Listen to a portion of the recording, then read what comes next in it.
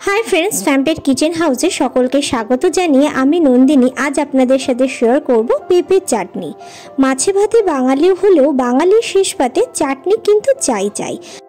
বাড়িতে চাটনি করার মতো সেরকম কিছু না থাকলে অনায়াসে খুব সহজেই কিন্তু এই পেঁপে চাটনিটা আপনারা বাড়িতে তৈরি করে নিতে পারেন।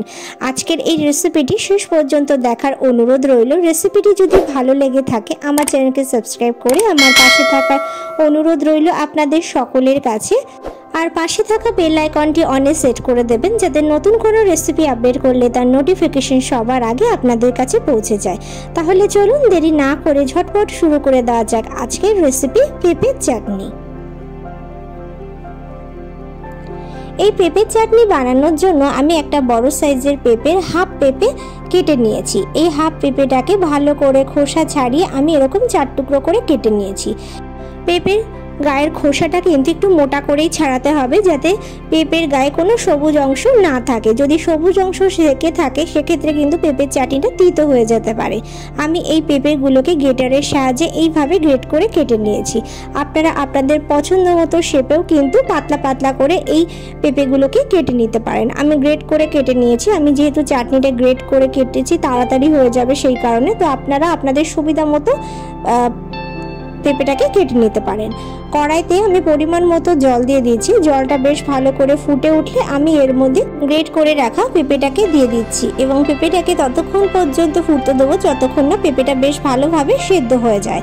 পেঁপেটাকে জলের মধ্যে দিয়ে বেশ ভালো করে সেদ্ধ করে নিতে হবে। সমস্ত পেঁপে দেওয়ার পর আমি এইভাবে হাতার সাহায্যে একটু চেপে চেপে দিচ্ছি যাতে পেঁপেগুলো সমস্তই জলের নিচে ডুবে থাকে। যদি মনে হয় যে জল কম হয়ে গেছে সেক্ষেত্রে কিন্তু এখানে অল্প একটু জলও কিন্তু মিশিয়ে দিতে পারেন।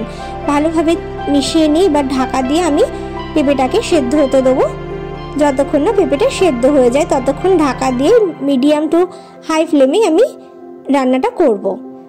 ফিরে আসলাম 10 মিনিট পর। তো আবারও বেশ ভালো করে নাড়াচাড়া করে মিশিয়ে দিচ্ছি। পেঁপেটা কিন্তু খুব সুন্দর সেদ্ধ হয়ে গেছে। আমি একবার দেখিয়ে দিচ্ছি পেঁপেটা কেমন সেদ্ধ হয়েছে। দেখো এইভাবে টিপলেই পেঁপেটা কিন্তু দুভাগে ভাগ হয়ে যাচ্ছে। পেঁপেটা খুব সুন্দর সেদ্ধ হয়ে গেছে। এর থেকে বেশি সেদ্ধ করলে কিন্তু চাটনি একদমই কাদা কাদা ভাব চলে আসবে, সেটা কিন্তু একদমই ভালো লাগবে না।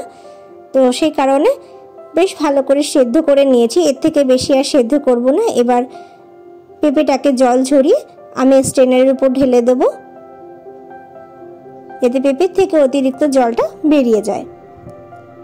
তো দেখো পেঁপের থেকে জল ঝরিয়ে পেঁপেটাকে ছাঁকনির উপর এইভাবে পাতিয়ে দিয়েছি যে অতিরিক্ত জলটা যাতে বেরিয়ে হয়ে যায়। এদিকে ওই কড়াইতেই আমি দিয়ে দিচ্ছি অল্প পরিমাণে একটু জল। আমি এখানে চিনির শিরা তৈরি করে নেব।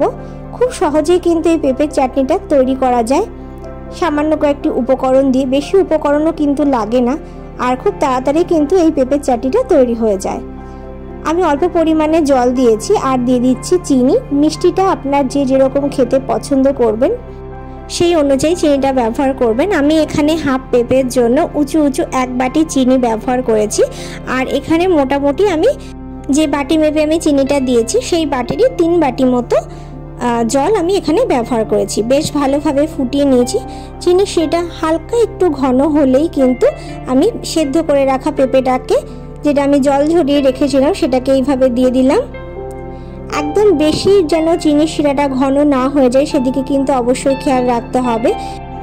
যখনই দেখবেন যে চিনির শিরাটা প্রায় ঘন হয়ে উঠছে ঠিক সেই মুহূর্তে কিন্তু সেদ্ধ করে জল ঝরিয়ে রাখা গ্রেট করা পেঁপেগুলোকে দিয়ে দিতে হবে, কারণ পেঁপেগুলোর মধ্যেও তো চিনিটাকে ঢুকতে হবে, মিষ্টিটাকে ঢুকতে হবে। তো সেই জন্য একটু পাতলাই অবস্থাতেই কিন্তু এটা দিতে হবে, বেশি চিনির শিরাটাকে ঘন করা যাবে না।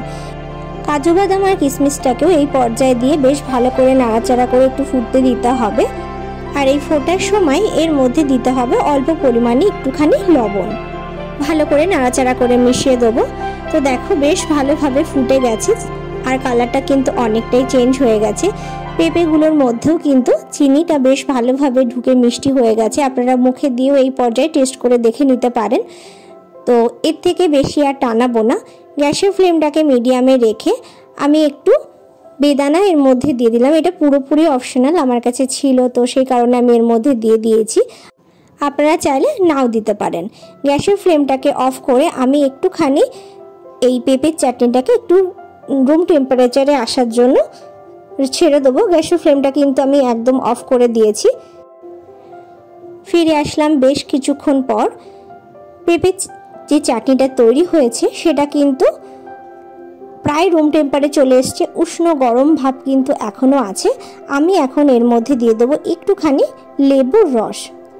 বেদানাটা আমি গরম অবস্থায় দিয়ে ফেলেছি, তো সেই কারণে বেদানার কালারটা চেঞ্জ হয়ে গেছে। গ্যাসের ফ্লেমটা অফ করে যখন এই চাটনিটা রুম টেম্পারেচারে চলে আসবে, যখন আমি লেবুর রসটা মেশালাম তখনই কিন্তু আপনারা বেদানাটা সেই পর্যায়েও কিন্তু মেশাতে পারেন যদি বেদানা এর মধ্যে দিতে চান। আমি একটু গরম অবস্থায় দিয়ে ফেলেছি, যেহেতু তাড়াতাড়ি দিয়ে দিয়েছি, তো সেই কারণে বেদানাটা গরমে কালারটা চেঞ্জ হয়ে গেছে। পেঁপের চাটনি একদমই রেডি। এবার আমি সার্ভ করে দেবো। এইভাবে তৈরি পেঁপের চাটনি কিন্তু খেতে অসম্ভব সুন্দর লাগে। আজকের রেসিপিটি আপনাদের কাছে কেমন লাগলো অবশ্যই কমেন্ট করে জানাতে ভুলবেন না। রেসিপিটি বাড়িতে ট্রাই করে আমাকে কমেন্ট করে জানাতে ভুলবেন না যে রেসিপিটি আপনাদের কেমন লাগলো। রেসিপিটি যদি ভালো লেগে থাকে লাইক করবেন, শেয়ার করবেন। সকলে ভালো থাকুন, সুস্থ থাকুন এই কামনা নিয়ে এখানেই শেষ করছি। আবারও ফিরে আসবো নতুন কোনো রেসিপির ভিডিও নিয়ে। ভিডিওটি শেষ পর্যন্ত দেখার জন্য অসংখ্য ধন্যবাদ।